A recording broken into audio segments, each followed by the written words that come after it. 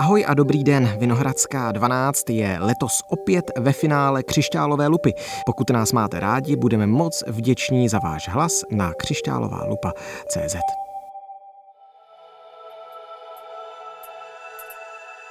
Tady je Matěj Skalický a tohle je Vinohradská 12. Miloš Ouřecký u soudu v Praze přiznal, že v roce 2017 pomáhal na Donbase proruským separatistům. Ouřeckého podle obžaloby vyslalo na Ukrajinu vedení proruské domobranecké skupiny českoslovenští vojáci v záloze za mír. Aby jim po návratu předal nabité bojové zkušenosti pro případné uplatnění v Česku. By mohly plánovat například kroky ke změně politického nebo ekonomického systému v Česku. Ostatní 4 obvinění vinu odmítají. Jel na Donbas a pomáhal ruským separatistům. Měl se od nich naučit věci, které by pak předal domobrancům v Česku. Teď je tento muž obžalován z účasti na teroristické skupině. Je to výjimečný případ, který otevřel nezávislý slovenský válečný novinář Tomáš Foro.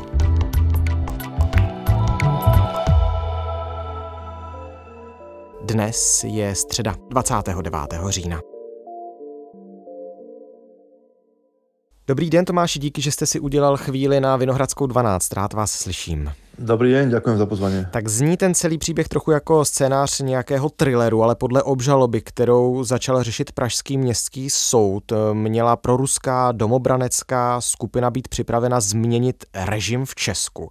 Jak by se tohle mohlo stát nějakými diverzními akcemi? Pokud je ten thriller, já se musím úplně přiznat, že keď to celé začínalo a keď jsem o tom prvýkrát počul, priamo to bylo na fronte z tej strany separatistov niekedy v roku 2017, tak mne to práve, že neprišlo vôbec ako thriller, mne to prišlo ako strašne čudný, bizarný, zlý vtip. Ale keď som sa do toho trošku začal viacej, ako keby som sa do toho obúlal, začal som to riešiť, tak postupne mi akoby dochádzalo, že to nemusí byť úplne len taký nejaký bizarný príbeh, ale ako je to akoby tá konečné hodnotenie toho, že aké to je dôležité a ako závažná tá hrozba to je naozaj na vyšetrovateľoch, lebo ja všetky tie informácie nemám, ja som mal iba celkom malý fragment z toho. A s tým vlastne súvisí aj akoby odpoveď na vašu otázku. Ja neviem povedať, do akej miery akoby tí ľudia, alebo ako to malo presne ich vyzerať, nejaká forma ohrozenia ústavného zriadenia. To, čo ja viem určite, čo mi akoby hovorili samotní tí protagonisti dnes obvinení, bolo, že boli pripravení páchať teroristické útoky na území Českej republiky. Aha. A aj mi sa dokonca akoby rozprávali podrobnejšie, ako by to malo vyzerať a nebol to pekný príbeh. Ti členové skupiny vinu teda za podporu a financování terorismu odmítají, nicméně jeden muž se přiznal k vině za účasti na teroristické skupině a to je Miloš Ouřecký. Ta domobranecká skupina ho měla vyslat na Donbas k separatistům, aby jim pomohl, aby se od nich něco přiučil. Za jakým účelem tam jel? Áno, presne, obidva tieto varianty platia, nakoľko aspoň z jeho vlastných slov som pochopil, aj slov ľudí, ktorí ho tam poslali.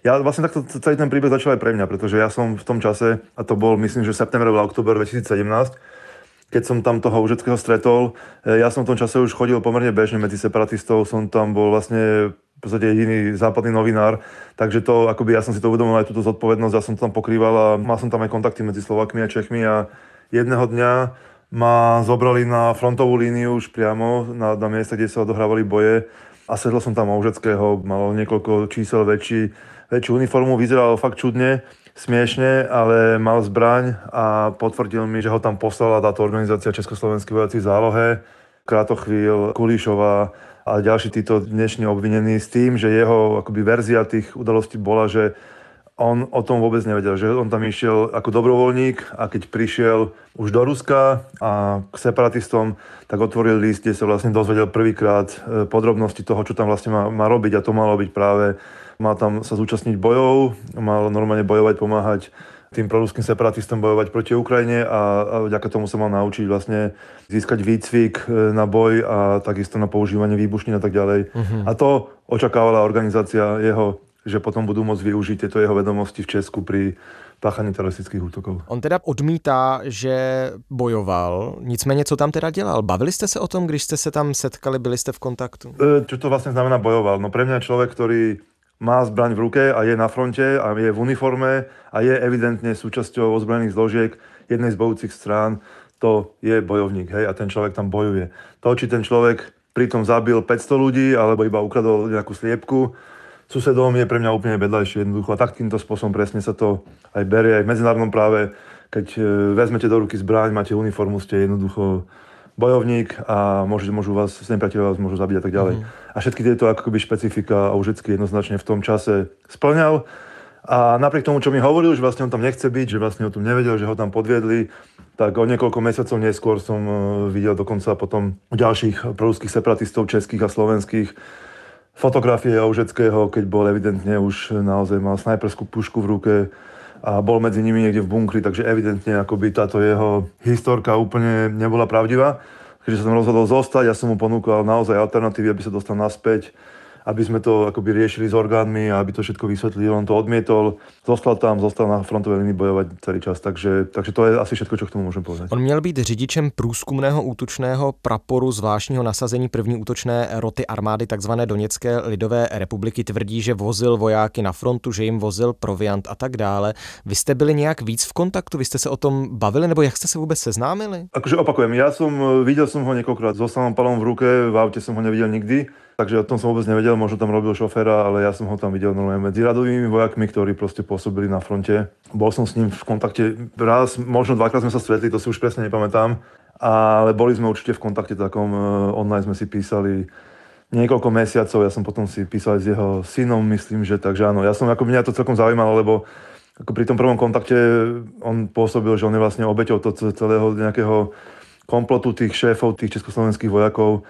Ale keď som sa s ním ďalej bavil, bolo evidentné, že potom už zostával u tých separatistov z vlastnej vôle, na frontovej línii, v zóne bojových operácií, so zbraňou v ruke, takže o to viac ma to zaujímalo už, ako keby videl som, že v nejakom zmysle ten jeho pôvodný príbeh nesedí, že to nie je pravda a chcel som zistiť, že čo tam vlastne zamýšľa, ako sa to bude ďalej rozvíjať.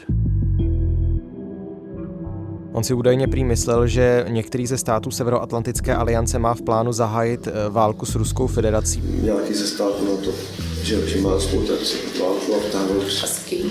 No, asi s Ruskem. Protože to prý kolovalo mezi lidmi, kolovalo to na internetu, tak vyjel na ta místa z vlastní iniciativy. Chtěl jsem prostě těm lidem nějakým způsobem tam pomoct. Kde přesně jste se tam setkali? O jaké oblasti se bavíme na tom Donbase? Bavíme sa o oblasti približne, myslím, že 40 km na východ od Mariupola, tzv. Sektor M, v tedajšej akoby terminológii tzv. Zóny antiteroristické operácie, ako sa volal vlastne ten oblast tých bojov so separatistami.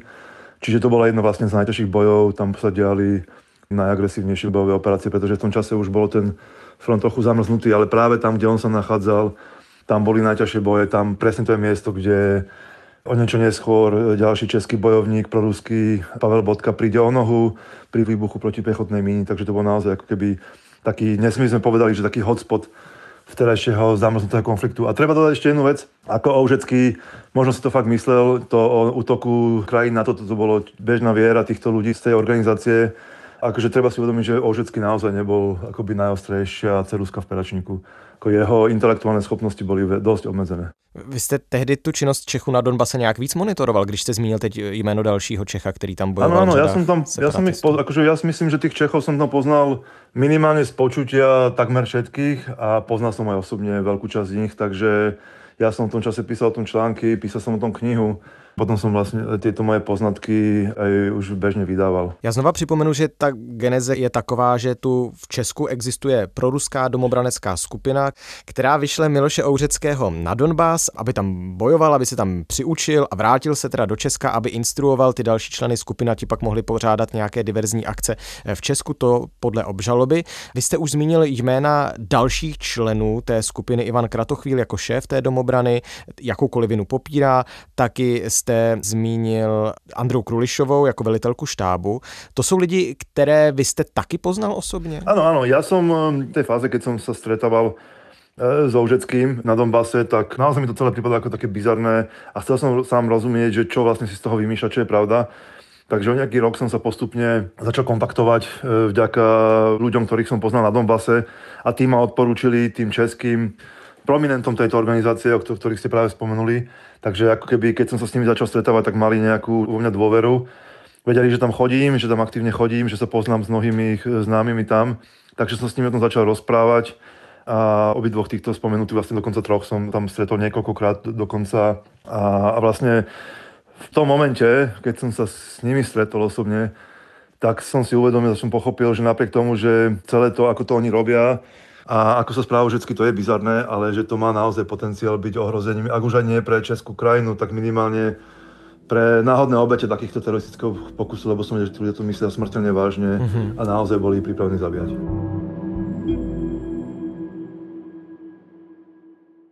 Českoslovenští vojáci v záloze za mír, tak se ta skupina jmenovala. Jak získala kontakty na Donbase? Protože toho Ouřeckého tam nějak nainstruovala, aby tam dojel, aby se tam s někým setkal? Práve cez českých bojovníkov, ktorí tam už akoby od začiatku toho konfliktu 14. 15. roku tam pôsobili, ktorí boli jasné, že celé tej proruskej komunity v Česku mali kontakty s ľuďmi v Česku, takže vlastne sa celý čas, a toho som bol aj svedkom, celý čas vlastne medzi sebou komunikovali. Takže oni mi pomohli získať kontakty jednak na ďalších tých českých bojovníkov, ktorí tam boli, ale najmä na členov tej separatistickej administratívy a takisto na členov vlastne ruských tajných služieb, ktorí tam pôsobili a ktorým, nakoľko mi to vysvetovali sami, alebo priznali sami šéfovia tej organizácie, ktorým vlastně túto celou operáciu uľahčovali, pomohli v něj. A co ten spolek nebo ta skupina měla být zač? To je nějaká paramilitární organizace v Česku, ti českoslovenští vojáci v záloze za mír? Áno, my dnes sme na to skoro zabudli, ale práve okolo roku 2015, 2016, 17, 18, oni to boli tisíce členov, oni robili celkom masové demonstrácie v Česku proti NATO a rôzne proti takýmto rôzne takéto témy, ktoré boli úplne v súzvuku s postulátmi Ruskej federácie. Oni sa tým vôbec netajili, že boli vlastne taká piata kolóna Rusov v Česku a veľmi sa snažili získať na nich bližšie spojenie a ak by som to mal tak ľudsky povedať, tí šéfovia tej organizácie naozaj trpeli pocitom menejcennosti a trpeli potřebou, aby si ich konečně někdo všiml a začal ich považovat za dôležitých. Za jak dlouho se Ouřecký z Donbasu vrátil, teda za Kratochvílem a Krulišovou? Nakoľko si pamätám, ešte keď niekedy na začiatku veku 2018 tam bol. A možno aj dlhšie, viem, že v nejakom momente zmizol, myslím, že práve ten jeho syn ho prišiel pre neho, lebo mu, ak sa nemýlim, mu vypršal platnosť víza ruského a inak sa odtiaľ dostať nemohol. Potom na nejaký čas zmizol a potom sa opäť objavil v Česku. A to bolo práve alebo tesne predtým, alebo okolo toho času, keď som vlastne ja už svoj prvý článok, prvú reportáž, ktorou som to celú tú tému, celú túto kauzu akoby otvoril a začal som o nej povedať verejne, ale v tom čase už o tom vedela polícia, ktorú som o tomto upovedomil a vlastne už prebiehalo v tom čase vyšetrovanie. Vy jste se zmínil o tom, že některé ty plány, které vám potom sdělili Krulišová a Kratochvíl, že vám přišly natolik nebezpečné, že můžou třeba ohrozit právě i bezpečnost v České republice, byly to nějaké konkrétní detaily, o kterých třeba policisté v tu chvíli ještě nevěděli? Áno, niektoré boli naozaj veľmi až nepríjemne konkrétne. Viem, že Krulišová mi hovorila napríklad o takých plánoch, že by zaútočili na nejakú vyššiu budovu v Prahe, nejaký mrakodrap, a že by tam zabíjali ľudí na uliciach a takisto mi hovorila o tom, že aby ste chápali, akoby celé ten pozadie tohto je, že oni boli presvedčení o tom, že to, čo sa dialo v roku 2015, ak si spomínate, utečenecká kríza a to všetko, vlastne celá tá nestabilita, že to bolo súčasť nejakého väčšieho plánu a že vlastne onedlho na nás zaútočí na to, že na to využijú akoby západné krajiny práve týchto migrantov, utečencov a že celé cieľom tohto všetkého je ničiť Rusko v skutočnosti.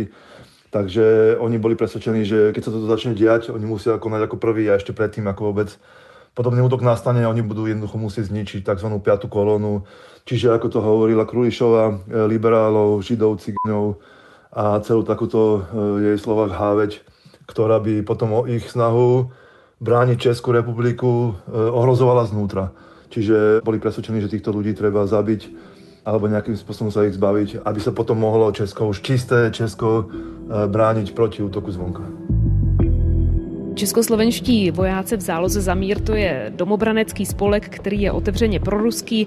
Jeho heslo zní, a teď cituji, jsme ve válce, nepřátelé nejsou ruští vojáci, ale naši politici. Oni zkrátka považovali Západ za nepřítele a domnívali se, že je potřeba pomoci Rusku. Mezi těmi dalšími obžalovanými jsou i příznivec spolku Vladimír Štádler a taky pravoslavný kněz Přemysl Hadrava. Pro ruské separatisty měli podle obžaloby podpořit částkou 140 000 korun. Hadrava a Štádler Stadlera obžaloba viní taky z nedovoleného ozbrojování. Vy už jste zmínil, jak velkým bezpečnostním rizikem mohly být. Vy jste pak se rozhodl ty informace, které jste nazbíral, předat policii a pak to celé začalo, že? Áno, presne tak to bolo. Práve keď som potom počúval tieto ich plány, ako to má vyzerať, tak som si uvedomil, však veľmi často sa deje, že aj úplní šialenci môžu ublížiť iným ľuďom, môžu zabíjať, môžu ťažko zraniť a práve potom si všetci hovoríme, že však videli sme, že ten človek nie je úplne v poriadku, ale sme si hovorili, že to je obyčajný neškodný blázon, ako to skončilo. Takže jednoducho som si povedal, že toto si nenechám na svedomí a že nech polícia rozhodne, nech sa polícia pozrie na to, či tí ľudia sú alebo nie sú nebezpeční a nech potom ďalej koná. A tak sa aj stalo a dnes vidieť, že evidentně akoby policia tento názor sdělala. Ano, ten případ skončil u soudu, je tam ta obžaloba. Soudkyně teď vyčlenila případ Miloše Ouřeckého k samostatnému projednání, právě protože on přiznal tu vinu, nicméně líčení se zbytkem obžalovaných bude tento týden mezitím pokračovat. Další termíny jsou pak naplánované na leden. Kratochvíli je mimochodem obžalovaný i z nakládání s dětskou pornografií. Jak výjimečný tenhle ten celý případ, o kterém se tady společně bavíme, je v kontextu Česka a Slovenska? Narazil jste za tu dobu, co jezdíte na linii doteku na něco podobného? Viete čo, takto poviem, že takéto skupiny, alebo podobné skupiny, aspoň sa zdalo, že existovali aj v Česku, aj na Slovensku. No sme mali, ak si spomínam, takých tzv. Slovenských brancov. Dnes je tu taká proruská skupina motorkárska Brat za brata, ale neviem o tom, že by niektorá z nich zašla takto ďaleko. A to už sa nebavím len o kontaktoch s Rusmi, tie sú evidentné u viacerých skupín aj v Česku, aj na Slovensku, ale že naozaj akoby už začali rozvíjať aj tieto násilné plány a nielen rozvíjať, ale akoby dávali to naozaj do praktickej realizácie, lebo jedna vec je rozprávať o konci sveta, útoku na to a neviem čo, a druhá vec je naozaj vymyslieť niečo tak keby perfidné, že začnete posielať ľudí do vojnového konfliktu na to, aby jednak pomáhali nepriateľom našich krajín a jednak, aby sa tam naučili potom vraždiť našich vlastných spoluobčanov.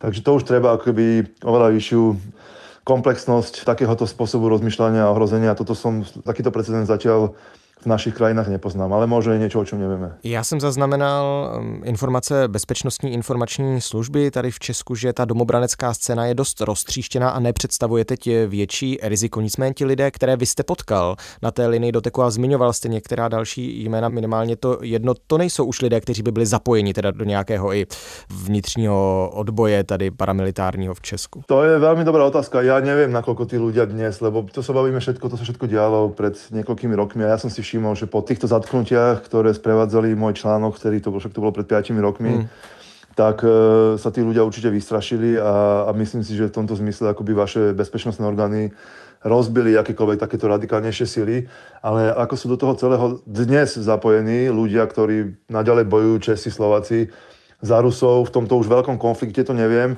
A myslím, že momentálne to ani nie je až taká veľká otázka. Oveľa dôležitejšie začne byť, keď ten konflikt skončí. Nech skončí akokoľvek, lebo na oboch stranách konfliktu sa začnú vraciať ľudia naozaj so šialenými poznatkami, to zabíjania, aké naozaj nemá nikto iný na svete. A tu sa práve bavíme o výrobe dronov za veľmi nízku cenu za naozaj domácich prostriedkov, ktoré dokážete veľmi ľahko zohnať bez akýchkoľvek ďalších väčších znalostí, improvizované explozívne zariadenia a tak ďalej.